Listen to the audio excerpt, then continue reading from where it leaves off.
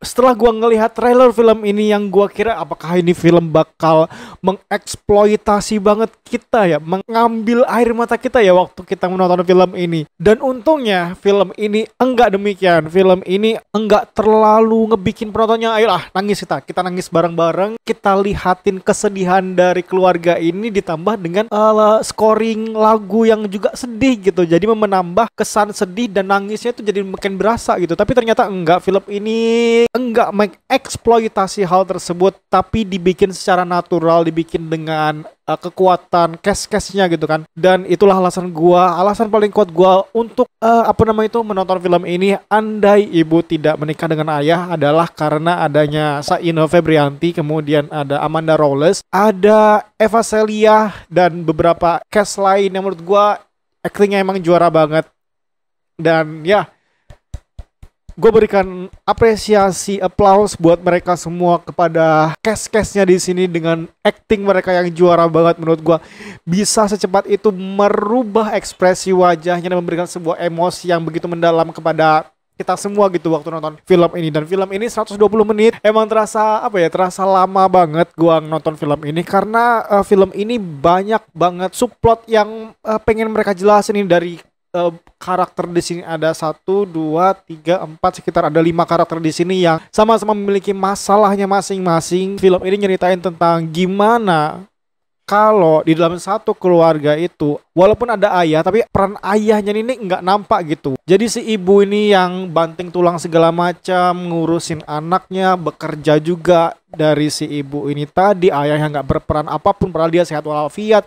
Kemudian kerjaannya cuma judol mulu. Jadi hal itu mungkin bakal lekat banget dengan kita gitu kan. Dan problem itu pasti relevan dengan keadaan masyarakat gitulah ya, dengan keluarga semacam itu. Jadi di tempat gua menonton banyak banget gua mendengar sesegukan dari orang-orang, terutama kaum hawa, yang sampai ada yang beneran nangis banget kayak kenceng gitu di bioskop. Ya ampun, kayaknya emang terlalu personal sih film ini. Dan sayangnya film ini kayak menyalahkan banget sosok ayah gitu. Gua nggak bisa ngelihatin dari POV ayahnya. POV ayah ini nggak ditunjukin, jadi kita juga nggak bisa mendapatkan alasan yang jelas kenapa ayahnya melakukan hal tersebut, kemudian mengapa ayahnya bisa sedrop itu, sejatuh itu gitu. Kita nggak bisa mendapatkan hal tersebut dari POV ayahnya, jadi sehingga ayahnya di sini jadi terkesan kayak disalahin banget, gaslighting semacam itu. Jadi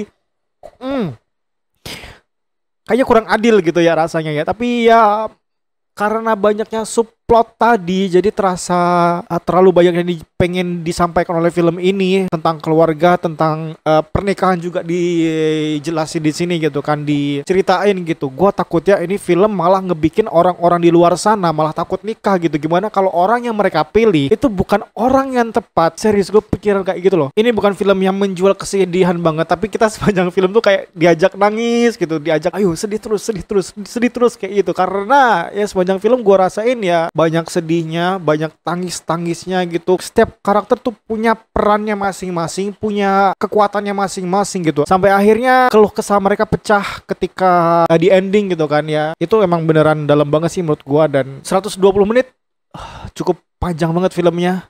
Panjang banget, bahkan gue terasa lama banget menonton film ini karena ceritanya berlarut-larut, pengen banyak mengeksplor tentang cerita-cerita lain gitu, tema-tema lain yang pengen mereka jelasin. Tapi secara cerita ya oke lah, gue cukup suka walaupun dengan ending yang sebenarnya itu masih bisa dimaksimalkan lagi. Menurut gue masih bisa memberikan sebuah ending yang lebih bagus dibandingkan ending yang nanggung seperti itu ya. Gue harap film ini udah selesai di satu film ini aja, nggak usah berlarut-larut ke film keduanya nanti, karena menurut gue ya udah ceritanya udah kelar gitu. Bahkan kita juga nggak ngerti gimana nasib ayahnya di ending film, nasib anak-anaknya gimana di ending film. Kayak terasa nanggung, ceritanya nggak berasa tuntas ketika di ending. Kita juga kok udah selesai ya? Terus gimana nasib ini? Terus gimana ini? Terus gimana ini segala macam. Itu masih banyak pertanyaan di kepala gua sebenarnya. Tapi ya gimana, filmnya udah kelar gitu, udah selesai. Jadi harusnya emang masih bisa dijelasin sih. Walaupun kalau dijelasin lagi emang terlalu panjang banget ya. Tapi harusnya itu film bisa dipotong dengan cerita-cerita yang nggak terlalu penting ke dalam film ini gitu. Beberapa referensi dari film lain dimasukkan ke dalam film ini,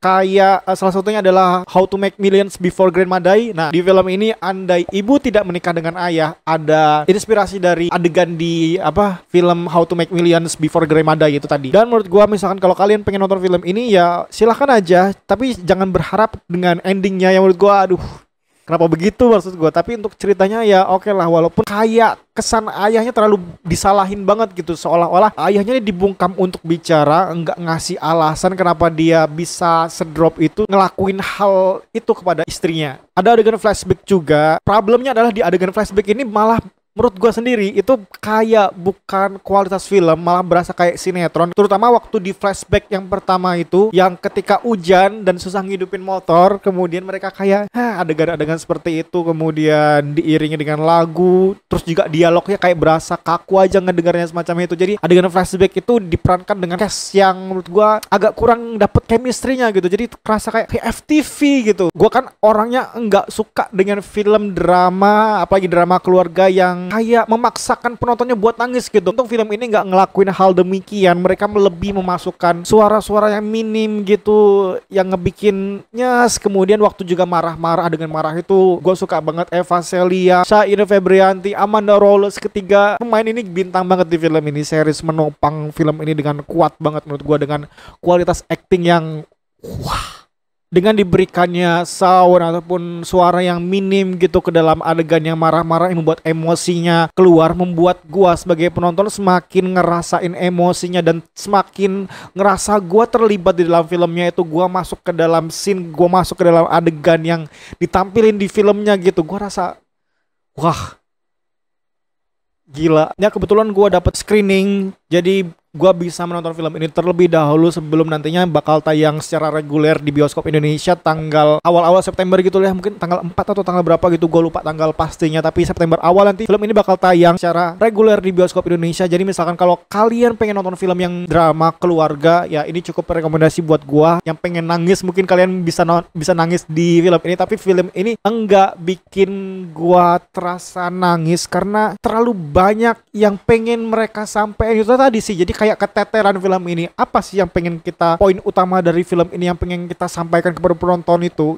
enggak dapet di gua. Sementara di endingnya juga itu tadi enggak diakhiri dengan cukup baik sih menurut gua, karena harusnya bisa lebih baik dari itu sebenarnya. Jadi silakan ditonton filmnya. Yang suka dengan drama keluarga mungkin bakal cocok dengan film ini. Kemudian dengan judul yang seperti itu, nggak adanya sosok seorang ayah di dalam keluarga, mungkin ini film personal banget buat kalian ya. Jadi silakan ditonton filmnya yang bakalan tayang sebentar lagi September awal. Jadi silakan ditonton filmnya. Tapi untuk ending masih gua bilang ini film kurang begitu memberikan gua kepuasan tersendiri dengan endingnya seperti itu, dan harusnya ceritanya lebih berfokus kepada apa ya yang pengen difokusin. Makanya tuh gue bingung tadi, ini film terlalu banyak yang pengen mereka ceritain sampai akhirnya mereka sendiri juga bingung gitu, apa sih poin yang pengen mereka sampaikan ke penontonnya gitu kan, tentang pernikahan kah, tentang sosok ayah kah, tentang figur ayah kah, atau apa semacamnya itu yang nggak bisa gue dapetin dari film ini ya, apa yang mereka pengen sampaikan secara detail gitu.